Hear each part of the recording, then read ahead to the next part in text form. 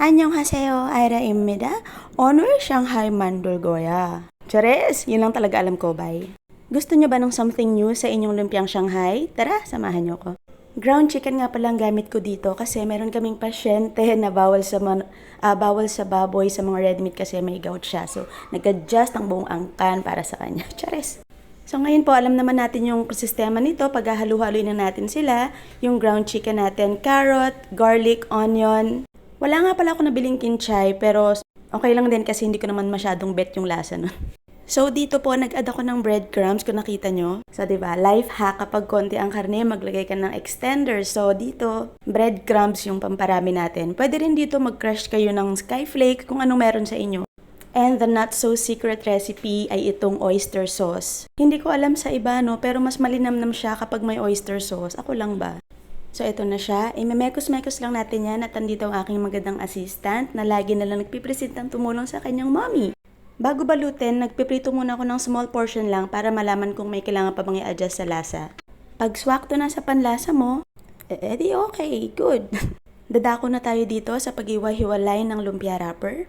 Tawag namin dito apay, natatawa yung iba, bakit kaya? Ngayon, another hack para hindi masyadong madumi yung kamay mo pag nagbabalot ka. Meron ako ditong plastic, malinis po ito. Ito yung pinaglagyan ko ng manok. Yan po, tapos butasan nyo lang siya ng ganyan kaliit.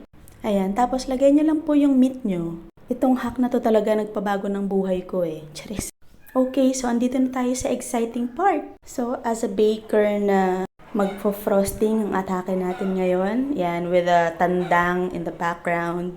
This really made my life easy when making lumpiang Shanghai. Kasi dati, alam mo yung kakamayin mo, ang hassle-hassle ang lagkit sa kamay. Every now and then, kailangan mo maghugas ng kamay. But now, easy peasy. So, eto na. Charara! May sumobra pang meat kasi naubusan na ako ng apa. Charis! Kuya ko yan. So now, ready to fry na ang ating alagad ng sining. Ayan, isa-isahin na sila para makakain na. Nung bata ako, pag may mga okasyon lang, minsan nga wala pa eh. Diba? Makakakain ka ng lumpiang Shanghai. Nakakatuwa lang din isipin na sa panahon ngayon, hindi pa rin naman kami mayaman.